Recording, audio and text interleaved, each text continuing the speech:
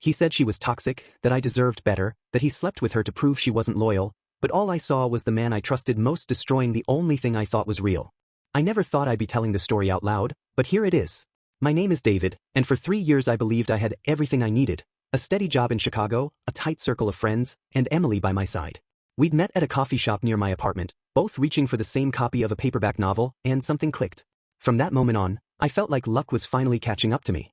Emily had a quiet smile that felt like home, and I was convinced I was the luckiest man alive. Michael entered my life long before I met Emily. We went to the same high school on the south side, bonded over cheap pizza slices and Saturday baseball in the park. He was loud when I was shy, brash when I was cautious, and he made me feel invincible. When I moved to Chicago after college, he moved a few blocks away. Our friendship survived time, distance, and the occasional disagreement about which baseball team was better. He was the brother I never had, or so I thought. When Emily came into the picture, Michael was thrilled. He teased me endlessly about how I had finally landed someone who could keep up with my quiet humor and love of old movies. He showed her around the city, introduced her to his favorite dive bars, and treated her like family. I trusted him completely.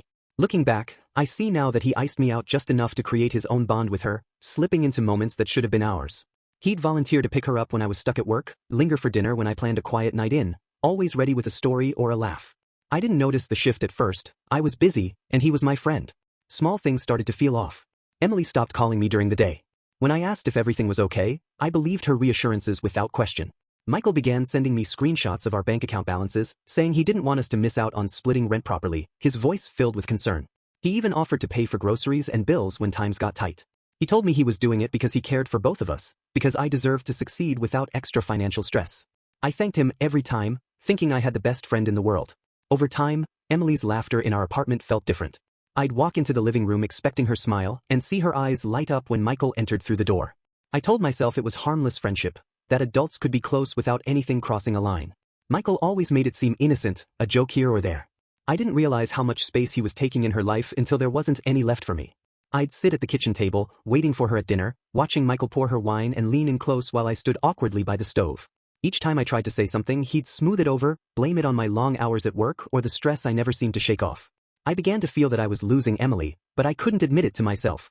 I blamed my job, my lack of spontaneity, even the weather. But one night, I walked in on them together. It wasn't physical, there was no dramatic embrace or kiss, but the way they looked at each other, the ease in their voices, and the closeness of their bodies spoke louder than any confession could. I froze in the hallway, the sight sharpening the dull ache I'd been ignoring.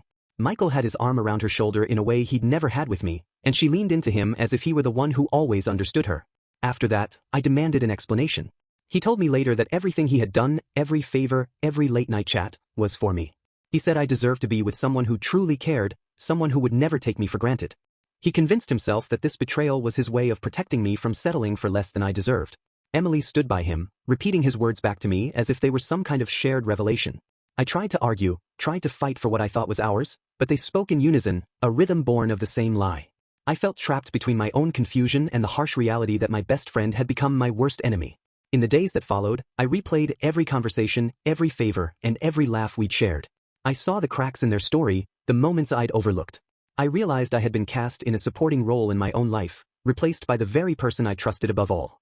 The foundation of my world, friendship, love, loyalty, crumbled beneath me. I tried calling Emily's phone, but it went straight to voicemail. I texted Michael, but there was no reply. I walked the streets of Chicago at night, hoping for some spark of what we once had, but the lights blurred and my own reflection in the storefront windows looked stranger than ever. Then the call came. It was Emily telling me that she and Michael were moving in together. She said it was what was best for both of them, that I would understand someday. I heard the hum of traffic in the background, the sounds of their shared life closing in on me.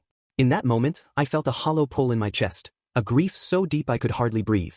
I thanked her for letting me know, barely able to form the words. I hung up and stood in the dark, my phone slipping from my hand onto the pavement.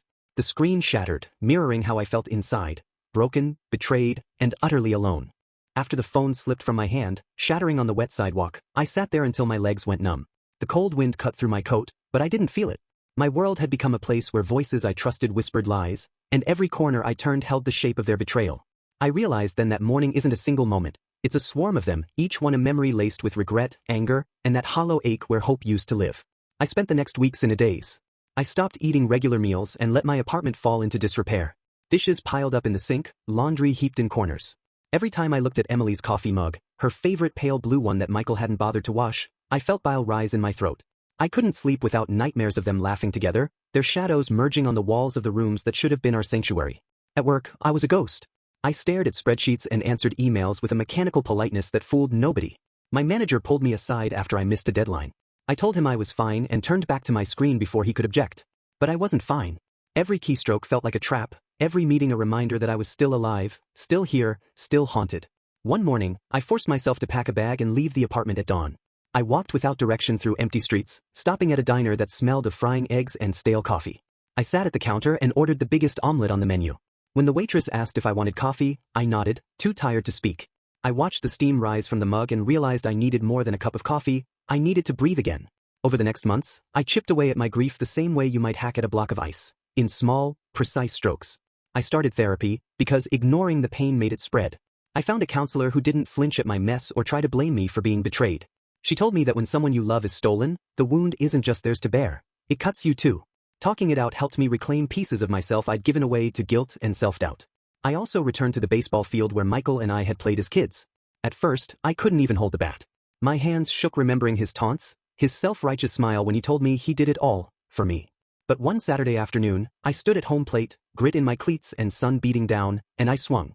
The crack of the bat against the ball was loud enough to feel it in my chest. I ran the bases alone, lungs burning and heart thudding, and with each step I left another piece of that broken friendship behind. Michael reached out after that, sent me a message asking to meet at our old bar on Clark Street. I stared at the notification for an hour before deleting it. I realized I didn't owe him an explanation or a chance to justify his cruelty. His care had been conditioned on manipulation, a twisted excuse for taking what wasn't his. I couldn't let that version of friendship haunt my future. By the time autumn came, I'd painted the apartment walls of fresh white and replaced Emily's blue mug with a steel travel mug of my own. I organized my books, sorted through memories, and decided which ones deserved a place on my shelves.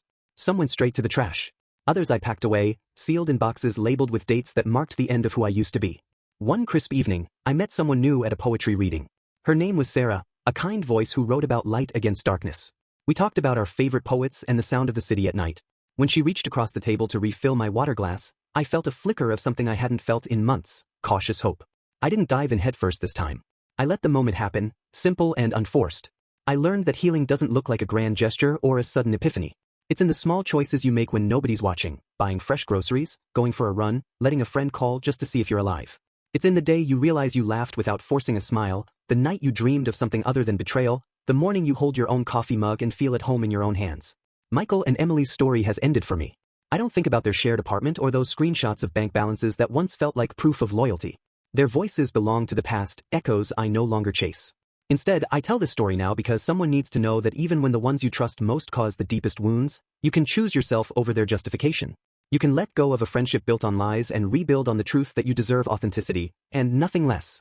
If you enjoyed the video, don't forget to hit that like button and subscribe for more content like this.